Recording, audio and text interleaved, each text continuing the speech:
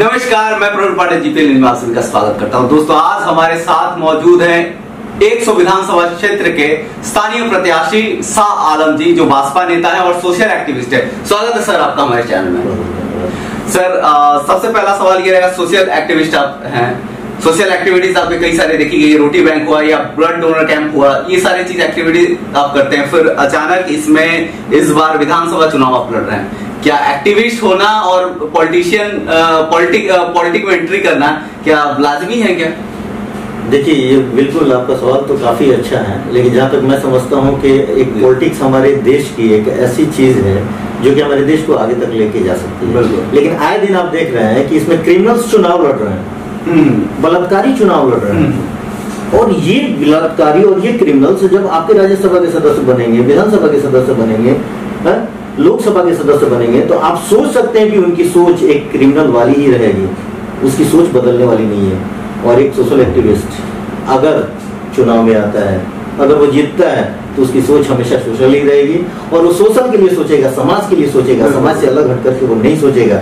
इसलिए जहाँ तक मैं समझता हूँ कि अच्छे लोगों को भी इसमें आना चाहिए और वैसे लोगों को दरकिनार करना चाहिए जो क्रिमिनल हैं, जो प्रत्याशी के तौर पे जो बलात्कारी हैं, जो गलत प्रवृत्ति के हैं, सब उनका सामूहिक बहिष्कार होना चाहिए। सर, जो कि अभी सोशल डिस्टेंसिंग में तो खैर वो नहीं है, लेकिन घर के अंदर हैं तो कोरोना का संक्रमण नहीं हो। सर, आप भी मास्क हटा दीजिए, और इसीलिए मैं भी मास्क नहीं पहना हूँ।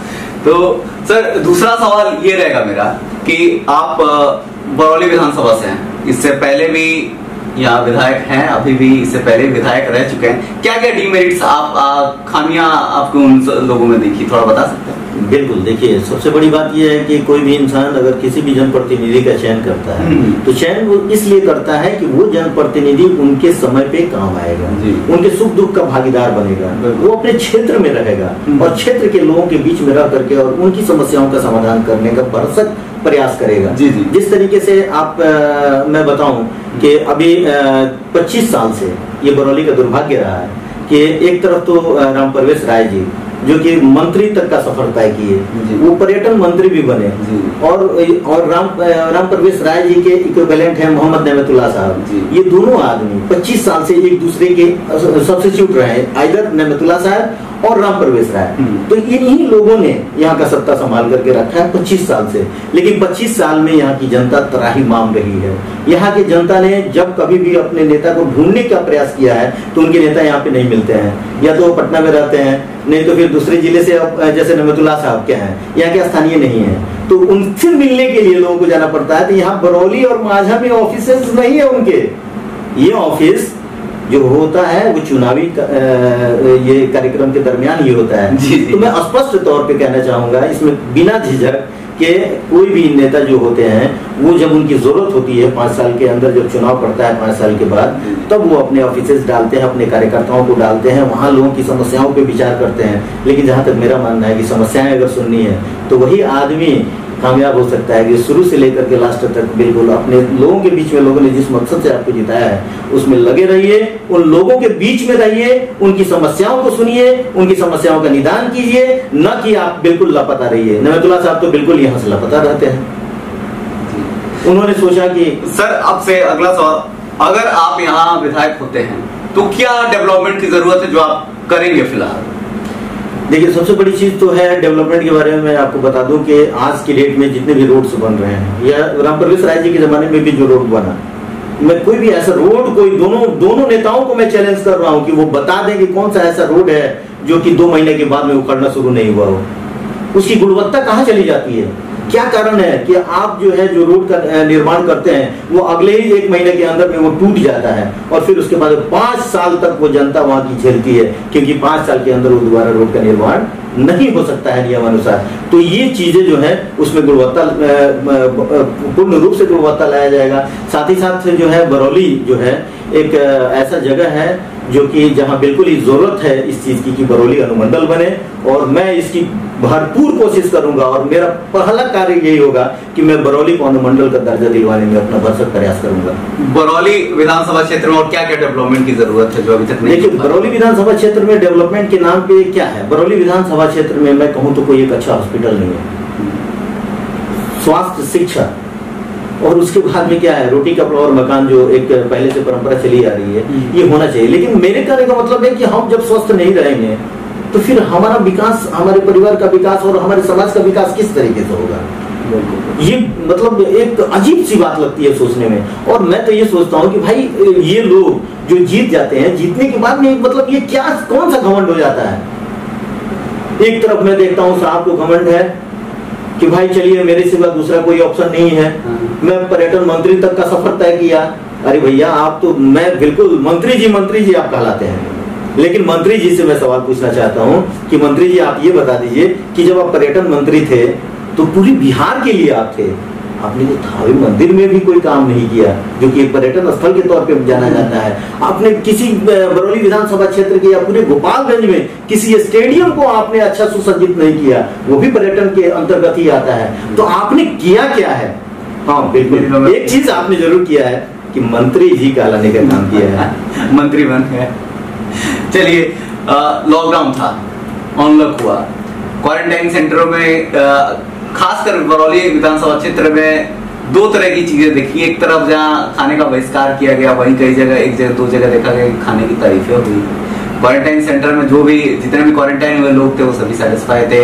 कुछ जगह देखा गया कि वीडियो वायरल किया गया कि यहाँ का खाना अच्छा नहीं है, हमें कुछ भी सुविधाएं मुहैया नहीं कराया जा रहा है। तो इस पे आप क्या कहेंगे? देखिए, इसके लिए तो मैं 100% केंद्र सरकार और जिस स्टेट में हम हैं उसके स्टेट गवर्नमेंट, राज्य सरकार और ये डबल इंजन सरकार की मैं ही दोष दूंगा कि सुशासन बाबू को दोष दूंगा। सुशासन बाबू देखिए, मतलब लोग पहले कहते थे कि इनके खाने वाले दांत और दिखाने वाले दांत दोनों अलग अलग तरीके के हैं। तो मैं बिल्कुल ही समझ गया कि सच में इनके खाने वाले और दिखाने वाले दांत बिल्कुल अलग अलग हैं। सर, लॉकडाउन हुआ, फिर अनलॉक हुआ, इन दोनों के बीच में आपको क्या लगता है कि लॉकडाउन सही समय पे हुआ, फिर अनलॉक हुआ, उसका समय क्या सही था? आपको क्या लगता है? देखिए, ये हमारे देश का दुर्भाग्य है। मैं स्पष्ट तौर पे कहना चाहूंगा कि आप जैसे जनप्रतिनिधि को चुनेंगे उसकी सोच उसी तरीके की होगी। मैं पहले भी कहा था, मैं किसी पार्टिकुलर व्यक्ति पे क्लेम नहीं कर रहा हूँ, लेकिन पूरी पब्लिक जानती है कि कौन क्रिमिनल है, कौन चोर है, कौन बलात्कारी है, जो राज्यसभा का सदस्य बना है, जो लोकसभा का सदस्य बना है, जो विधानसभा का सदस्य बना है। और वैसे लोग जब इसमें काम करेंगे तो उनकी नीतियां, उनकी सोच भी गलत होगी। रहा सवाल लॉकडाउन के बारे में कि सही समय पे हुआ या नहीं, तो मैं बिल्कुल इसको सिरे से खारिज करता हूं कि लॉकडाउन बिल्कुल ही सही समय पे नहीं हुआ।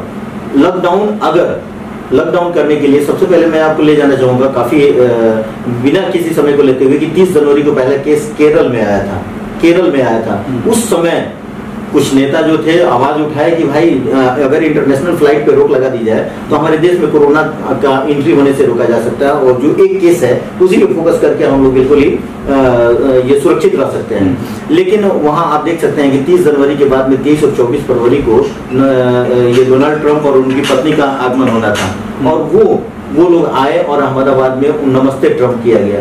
तो नमस्ते ट्रंप करने के चक्कर में 2 लाख 3 लाख लोग भी वहां पे इकट्ठा हुए थे।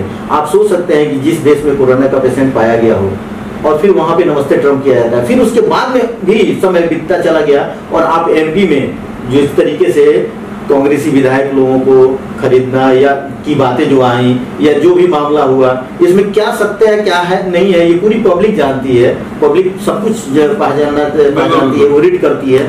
और मैं भी एक आम पब्लिक के तौर पे कहना चाहूंगा कि वो सरकार गिराओ और सरकार बनाओ के चक्कर में फिर लेट किया गया। और साथ ही साथ जो बाहर में जो अमीर लोग हैं उनके लोगों को चार्टर्ड प्लेन से बुला करके और डायरेक्ट उनको बिना किसी जांच के भेज दिया गया उनके घरों में। सुनने में तो ये आता था कि वो लोग जिनको फीवर होता था ना तो वो प्लेन में ही पैरासीटामोल इनहेल कर लेते थे और उसके बाद स्क्रीनिंग में निकल लिए घर।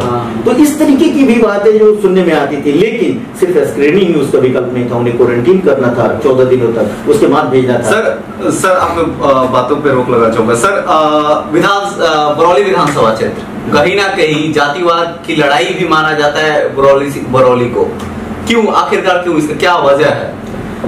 देखिए, हम तो ये समझते हैं कि जाति कोई चीज नहीं होती है। अगर बनाने वाले सृष्टि का रचयिता जो है, अगर वो दो होते ना, अल्लाह और भगवान, तो प्रफुल्ल पांडे जी और शाह आलम के शरीर की बनावट और संरचना एक जैसी नहीं होती। बिल्कुल बिल्कुल। तो आपकी भी दुआत है, मेरे भी दुआत है, इसी तरीके से बड़ी पूरी संरचना एक जैसी, क्योंकि बनाने वाला एक है। तो हम सभी लोग, मतलब मैं तो इसमें विश्वास नहीं रखता और नहीं मैं छूट जा। लोग कहते हैं ना ये लोअर कास्ट है, ये राजपूत गुंजार है, खान साहब हैं और शेख साहब हैं और ये फलाना ये दलित हैं और ये अत्यंत पिछड़ा है। मैं इस पे विश्वास नहीं रखता। मैं विश्वास रखता हूँ इंसानियत पे, और मेरा विश्वास रहता है कि सभी लोग एक हैं, कोई बटा हुआ नहीं है। आपका कर्तव्य, और आपका जो कर्तव्य है ना, वही आपको छोटा और बड़ा बनाता है। तो रही बात बरौली की बात, तो बरौली में मेन सवाल का जवाब तो मैं आपको दिया नहीं। बरौली में देखिए जातिगत जो बातें होती हैं, तो हम कहते हैं कि आज तक अगर किसी भी जो हमारे बरौली के मतदाता हैं, अगर आप जातिगत आधार पर जाकर के आपने किसी को अगर वोट किया है, तो मैं आपसे अपील करना चाहूंगा कि एक बार उससे ऊपर उठ करके वोट कीजिए और देखिए। मैं आपको दावे के साथ कह सकता हूँ कि आने वाला बरौली का भविष्य बहुत ही उज्जवल होगा। तो ये थी कुछ खास बातें शाह आलम सर के साथ, काफी अच्छी जानकारियां दी हैं। बातों पे ध्यान जरूर दें, और स्थानीय जो बरौली से बिलोंग करते हैं वो इनकी बातों पे ध्यान तो जरूर दें। यही मैं आशा करूंगा आप लोग ध्यान देंगे। तो ये थी कुछ खास बात शाह आलम सर के साथ, और इसी के साथ इजाजत लेते हैं। नमस्कार, धन्यवाद।